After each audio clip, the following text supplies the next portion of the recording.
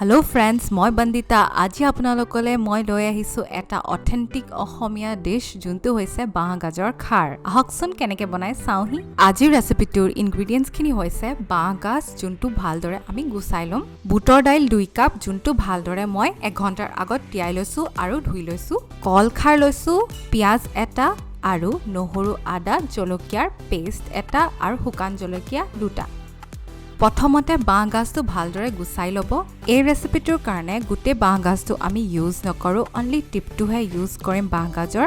বাকি পৰ্চনখিনি মই বাঁহগাজৰ টেঙা বনাবলৈ ফাৰ্মেণ্ট কৰি থম। বেম্বুশুটৰ ওপৰ পৰ্চনটো ভালদৰে গ্ৰেট কৰি ল'ব খাৰ বনাবলৈ। বেম্বুশুটৰ ওপৰৰ ডখৰ বহুত কোমল হয় বাকিখিনি পৰ্চনতছে, সেইকাৰণে খাৰ বনাবলৈ এই ডখৰহে লোৱা হয়। ৰুকনাখনেনি পিছি লোৱাৰ পাছত ভালদৰে এতিয়া বেম্বুশুটখিনি ধুম আমি পানীত। বেম্বুশুটখিনি ভালদৰে ধুই ল'ব লাগে কাৰণ নহ'লে এটা কেঁচা কেঁচা গোন্ধ ওলায় বেম্বুশুটৰ, সেইটো ইমান ভাল নালাগে। এতিয়া ধুই থোৱা বেম্বুশুটখিনি প্ৰেছাৰ কুকাৰত দিব। 1 ঘণ্টাৰ আগত তিয়াই থোৱা বুট দালিখিনিও দি দিব। কল খাৰখিনি দিব। অলপ পানী দিব। নিমখ 1 চামুচ দিব। এতিয়া প্ৰেছাৰ কুক হ'বলৈ দিব গোটেইখিনি আৰু 2টা চিটি মাৰিলে গেছটো অফ কৰি দিব। আমাৰ খাৰখিনি প্ৰেছাৰ কুক হৈ গ'ল। এতিয়া আমি খাৰখিনি তেল মাৰিম। তেল মাৰিবলৈ এই ইনগ্ৰেডিয়েন্টছখিনি লোৱা হৈছে। প্ৰথমতে কেৰাহীখন গৰম কৰি ল'ব, তাৰ পাছত মিঠাতেল দিব 2 ডাঙৰ চামুচ।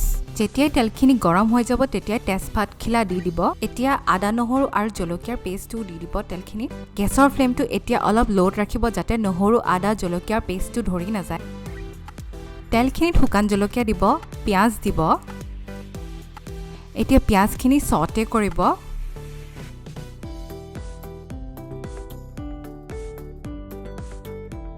দেখিছেনে পিঁয়াজৰ কালাৰটো গোল্ডেন ব্ৰাউন হৈ গ'ল। এতিয়া আমি প্ৰেছাৰ কুক কৰি থোৱা বাঁহগাজ, বুট দালি আৰু খাৰখিনি দি দিম। প্ৰথমতে মই এনেদৰে ভাজি লৈছোঁ, তাৰ পাছতহে মই পানীখিনি দিম।